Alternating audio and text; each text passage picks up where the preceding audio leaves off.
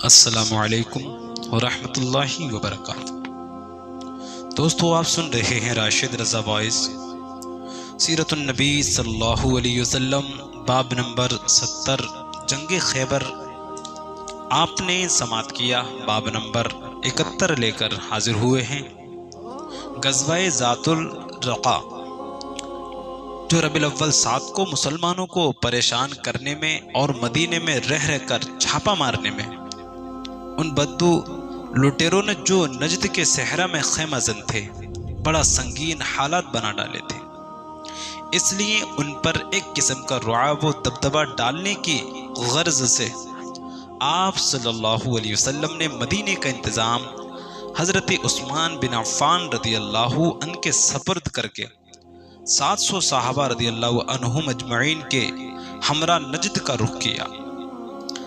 آپ نے اثنائے راہ میں جب ایک جگہ لشکر کا پڑاؤ ڈالا تو لشکری ادھر ادھر درخت کے سائے میں آرام کرنے لگے۔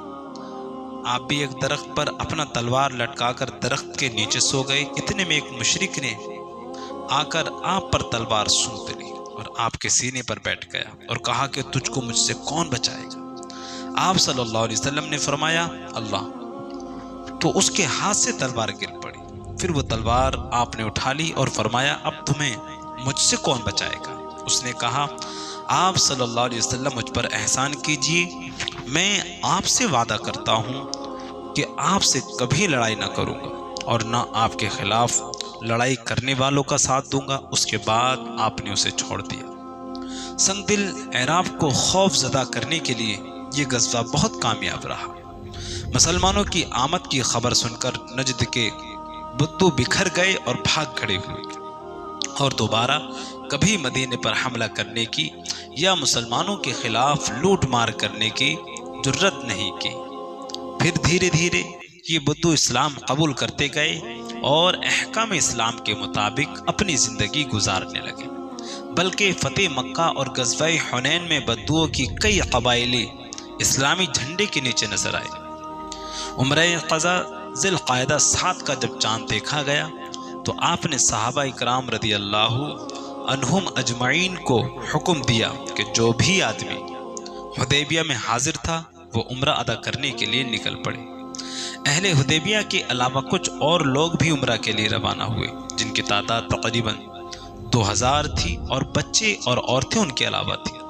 آپ نے قریش کی جانب سے بدعہدی کے پیش نظر ہتھیار لے کر نکلنے کا حکم صادر فرمایا اور مدینے کا انتظام ابو ذر غفاری رضی اللہ عنہ کے ذمے سونپا۔ 60 اونٹ لیے اور ناجیہ بن جندب اسلمی رضی اللہ عنہ کو ان کی نگرانی کا کام سونپا۔ ذوالحلیفیہ پہنچ کر آپ نے عمرے کا احرام باندھا اور مسلمانوں نے بھی ایسا کیا۔ آپ نے لبیک اللہم لبیک کی صدا لگائی، مسلمانوں نے بھی لبیک کی صدا بلند کی۔ جب آپ کا قافلہ جو عمرہ قضا کی غرض سے وادی یا جج پہنچا تو سارے ہتھیار یعنی ڈھال، نیزے، سپر، تیر وہاں پر رکھ دیے اور عوض بن خولی انصاری رضی اللہ عنہ کی ماتحتی میں 200 مسلمان وہیں پر ٹھہر گئے۔ بقیہ مسلمان رسول اللہ کے ساتھ سوار کا ہتھیار لے کر مکہ میں داخل ہوئے، یعنی مسلمانوں کے ساتھ نیام میں رکھی ہوئی تلوار تھی۔ رسول اللہ اپنی قصبۂ نامی اونٹنی پر بیٹھے ہوئے مکہ میں داخل ہوئے اور مسلمان آپ کے ارد گرد جمع ہوئے، لبیک پکارتے ہوئے مکہ میں داخل ہوئے۔ مشرکین مکہ آپ صلی اللہ علیہ وسلم اور صحابہ اکرام رضی اللہ عنہم کو دیکھنے کے لیے لائن لگا کر کھڑے تھے۔ آپ لبیک کی صدا بلند کرتے ہوئے حجر اسود کے پاس پہنچے اور اپنی چھڑی سے حجر اسود کو چھو کر بوسہ لیا۔ چھڑی سے حجر اسود کو چھو کر بوسہ لیا اور طواف شروع کیا۔ آپ نے صحابہ رضی اللہ عنہم کو اتباع اور رمل کا حکم بھی طواف کے دوران عنایت فرمایا۔ اتباع کا مطلب یہ ہے کہ دایاں کندھا کھلا رکھی اور چادر داہنی بغل کے نیچے سے نکال اس کا دوسرا کنارہ بائیں کندھے پر ڈالے۔ رمل پہلوانوں کی طرح اکڑ کر کندھے ہلاتے ہوئے اور چھوٹے چھوٹے قدم رکھتے ہوئے چلنے کو کہتے ہیں۔ رمل طواف کے شروع کے 3 چکروں میں کیا جاتا ہے۔ طواف کے کل 7 چکر ہیں۔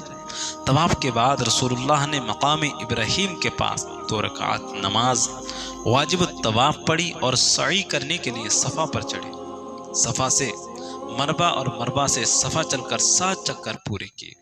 صفا سے مربع جاتے ہوئے اثنائے راہ میں کچھ دور جھٹک کر چلے۔ آج اس جگہ پر سبز لائٹ کے نشان بنے ہوئے۔ اس کے بعد عام چال چل کر مربع پر پہنچے اور مربع سے صفا پر جانے کے لیے جب چلے تو وہ جگہ آیا جہاں پر آپ صلی اللہ علیہ وسلم جھٹک کر تیزی سے چلے تھے، تو وہاں پر آپ جھٹک کر تیزی سے صفا کی طرف بڑھے اور ہر چکروں میں ایسا ہی کیا۔ آپ نے قربانی کے جانوروں کو مربع کے پاس کھڑا کر دیا اور جب سعی سے فارغ ہوئے تو مربع ہی کے پاس جانوروں کو قربان کر دیا۔ آپ نے فرمایا یہ قربان گاہ ہے اور مکے کی ساری گلیاں قربان گاہ ہیں۔ اس کے بعد آپ نے کچھ لوگوں کو یا جج بھیج دیا کہ وہ وہاں پر ہتھیاروں کی حفاظت کریں، اور جو لوگ ہتھیاروں کی حفاظت کر رہے تھے انہیں مکہ بلا لیا۔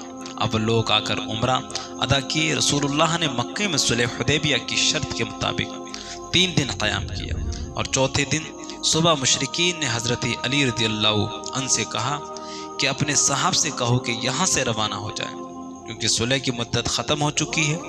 لہٰذا آپ نے مکہ سے نکل کر مقام صرف میں آ کر قیام فرمایا۔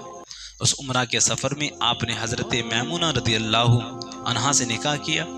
اس کے لیے آپ نے مکہ پہنچنے سے پہلے حضرت جعفر بن ابی طالب رضی اللہ عنہ کو حضرت میمونہ رضی اللہ عنہا کے پاس بھیج دیا۔